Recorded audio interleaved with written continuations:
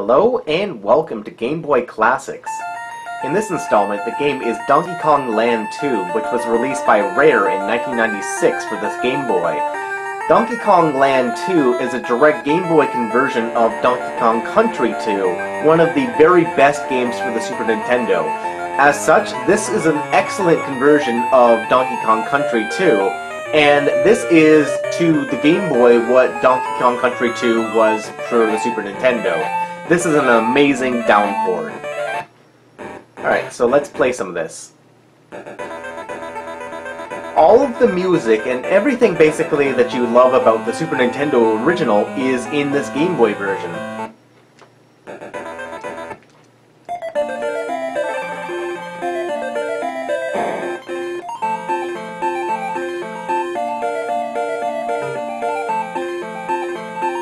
Even in 8-bit, the Dave Wise soundtrack sounds just really quite amazing.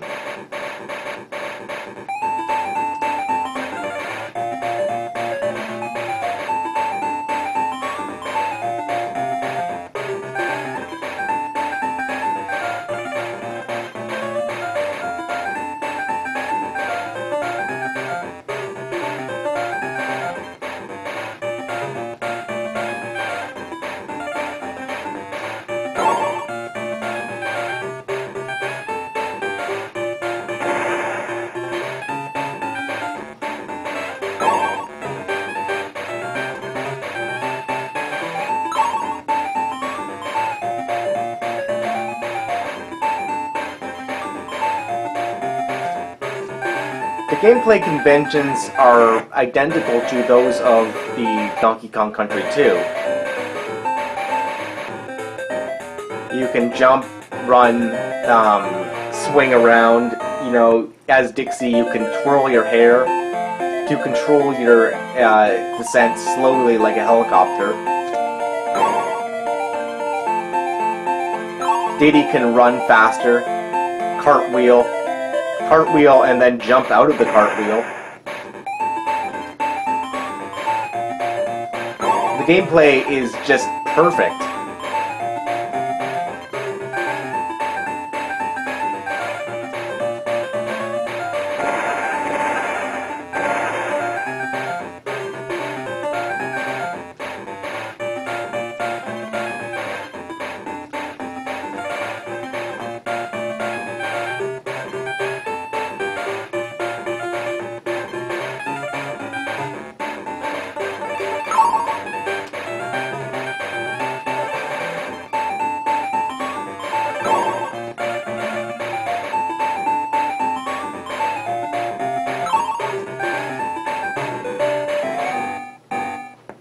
Alright, so there's the first stage completed.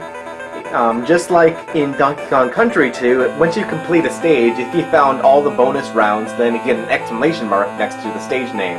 You also get the DK coin mark if you found the DK coin.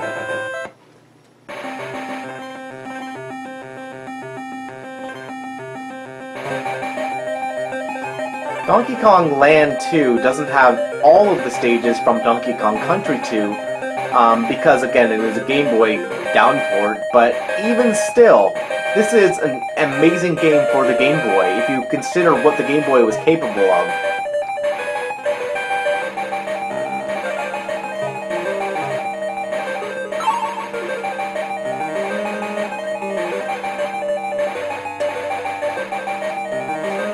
I can't help but think what an official NES release would be like, had Rare ever made one. I feel like it probably would have been very similar to this. In fact, it might have even just been this game just in color, you know?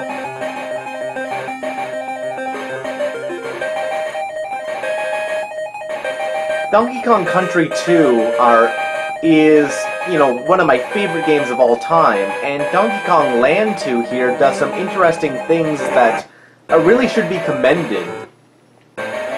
It's an action platformer for the Game Boy that makes you scrolling around the screen very easy because the camera sort of snaps to where it needs to be. So you're never jumping where you think there's not going to be a ledge. There's always, you know, the game leads you towards where you need to be. So there's no real jumps of blind faith that you do in a lot of other Game Boy platformers.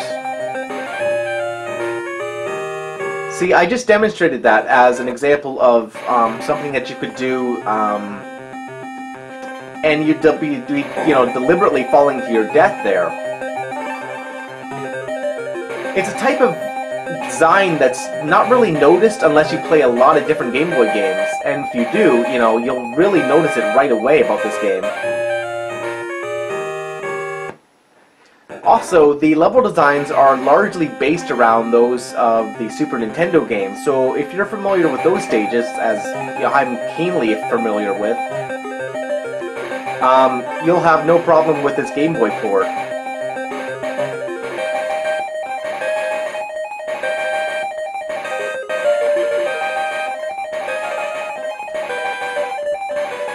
And again, gotta love the Dave Wise soundtrack.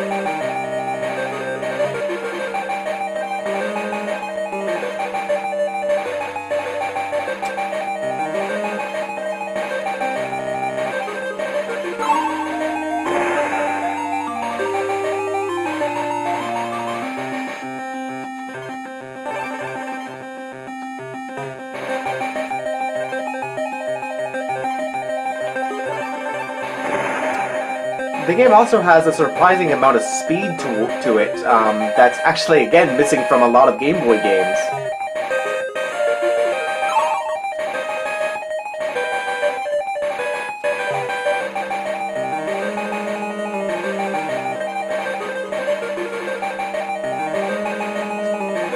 If you play it on a Game Boy, or if you play it on the Super Game Boy, you'll get a little bit of extra color, and you'll get an entire custom background.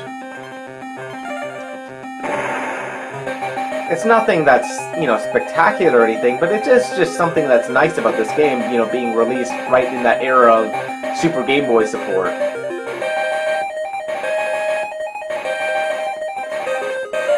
Growing up, Donkey Kong Land 2 was easily my favorite of Donkey Kong Land games.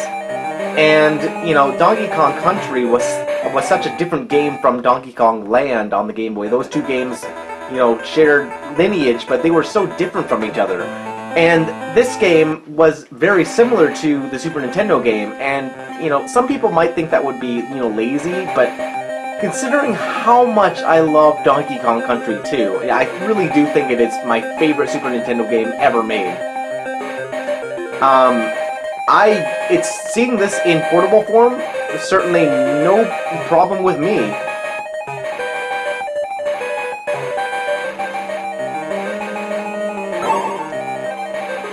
Years later, when the Game Boy Advance port of Donkey Kong Country 2 came out, I happily bought that, even though, you know, it's kind of a shoddy down port to the Game Boy Advance. It's still, you know, Donkey Kong Country 2, and I love that game.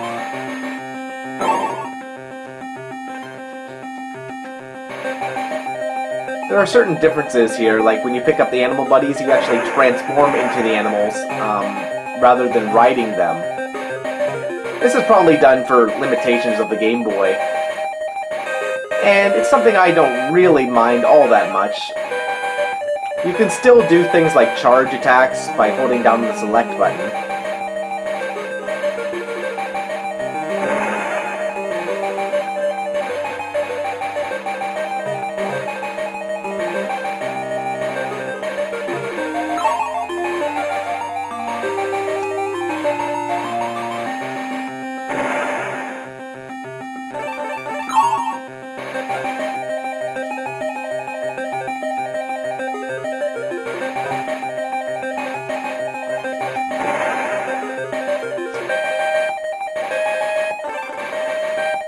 Whoops.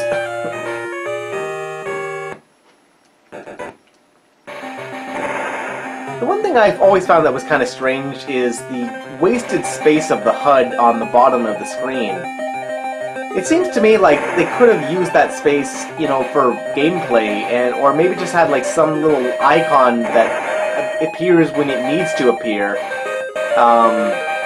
Like, you can keep the Diddy or Dixie icon in the corner to indicate that you have your animal partner in reserve, because you can't display both sprites at once.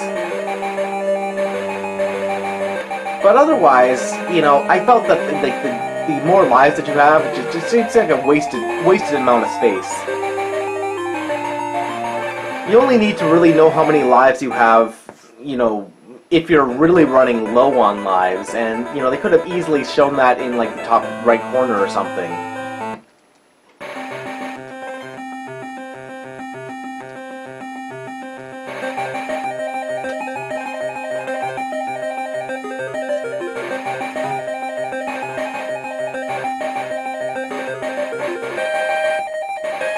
Alright, so here's your first swimming level. Now, I suppose for younger viewers, this might look really primitive, and, you know, why would you want to play this, right? Well, I think that, for one thing, 8-bit games sort of have this timeless appeal to them, where it's more important about the gameplay than the graphics. And, you know, compared to a lot of other Game Boy games, Donkey Kong Land 2 really does look very good. The reason it has all this white in the background, and they didn't put in, you know, any real shading for the most part, is because, you know, it's difficult to see the Game Boy screen if you're looking at a monochrome screen that's non-backlit. So using high contrast colors like this, originally, you know, was just in black and white, the game appears, you know, far nicer to look at, and far easier to look at.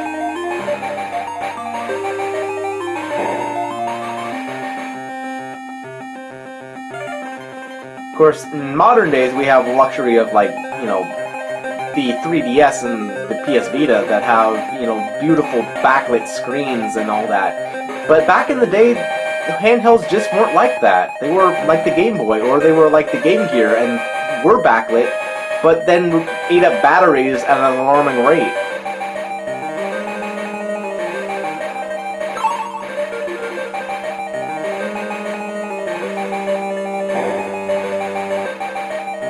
You know, technology really has come a long way in such a short period.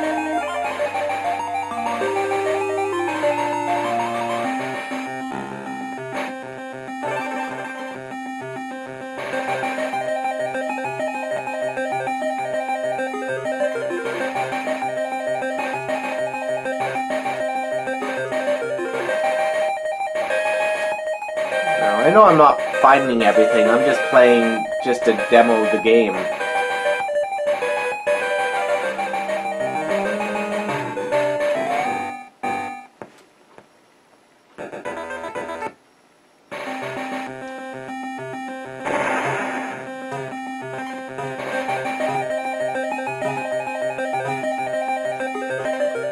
See, this is a perfect example of what I was talking about. Just giving you an idea that there's a ledge above you, and then when you jump up, it's there, you know. The Game Boy has a very limited, small, tiny screen, so, you know, this game really does teach you where you need to look and where to go next. Just by barely giving you enough screen real estate, and, you know, you don't really have to jump and guess that there's something there. It's just excellent game design.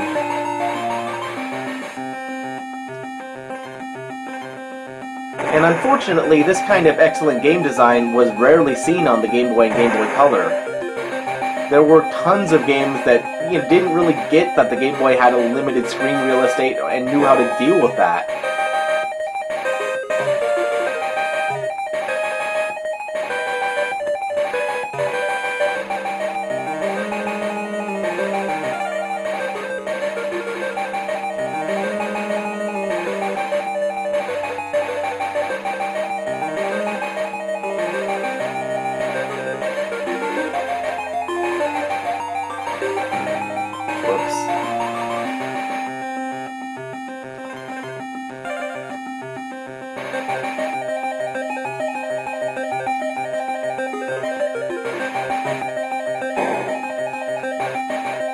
Also, the other thing is the banana trails.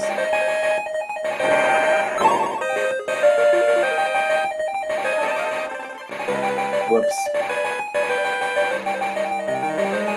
Banana trails also help you, you know where to go next.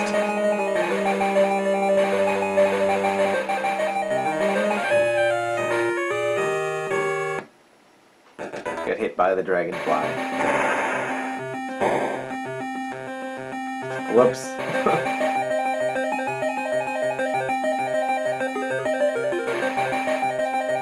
The game is not completely flawless, but at the same time, you know, it's a Game Boy game, and I think that as Game Boy games go, this one is definitely top-tier stuff.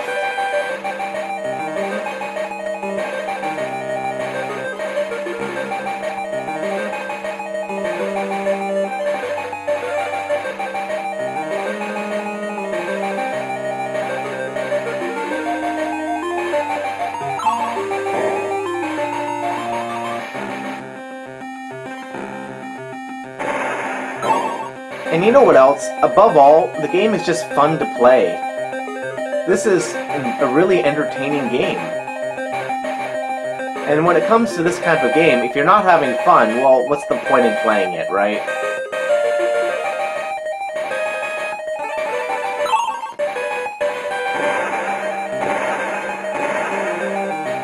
I want to get that one up. It's gone already. Okay. And it's not like I really need it anyway. Alright. Boss.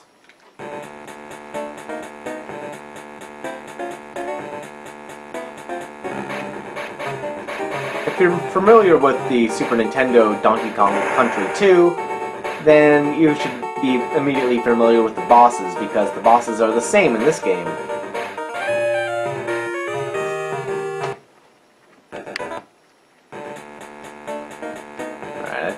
Try and do better this time.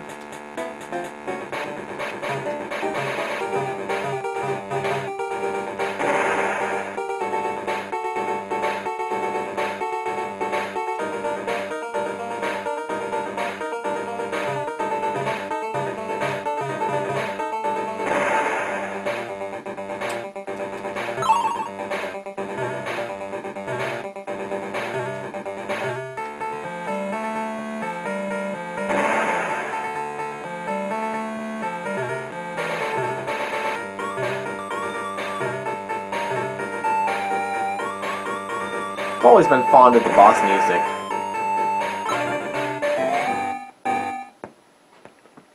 Alright.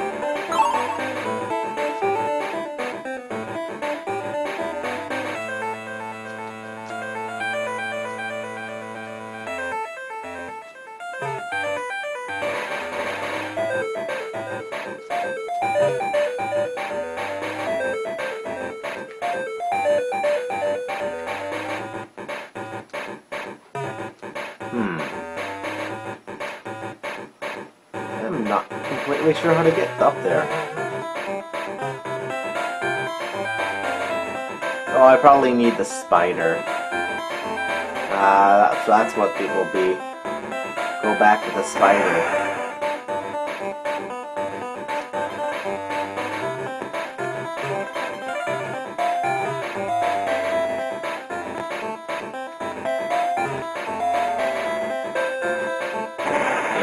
They want me to go backwards. I could, but not gonna bother. Because the spider can produce these platforms. On the Super Nintendo, you do this with the auxiliary button, which is the A button, but on the Game Boy, it doesn't have an additional third action button, so you have to use the otherwise unused select button. And it works very well.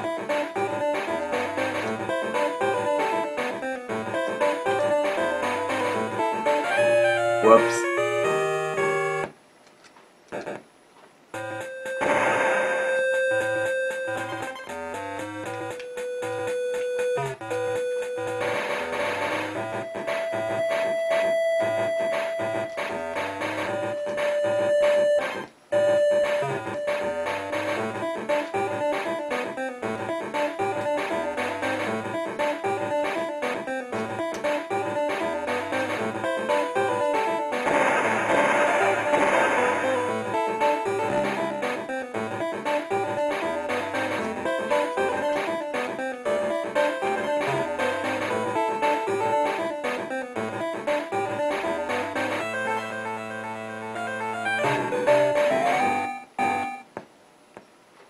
Alright, do one more stage.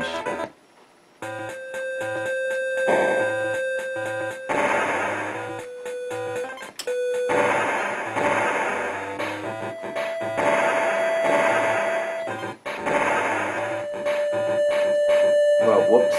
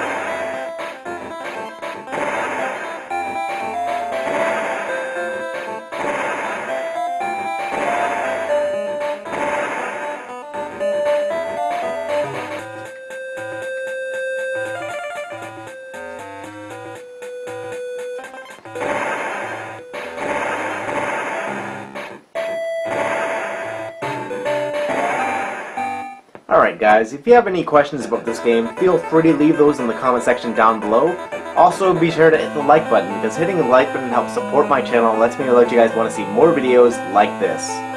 So, once again guys, thanks for watching, and I'll see you guys next time.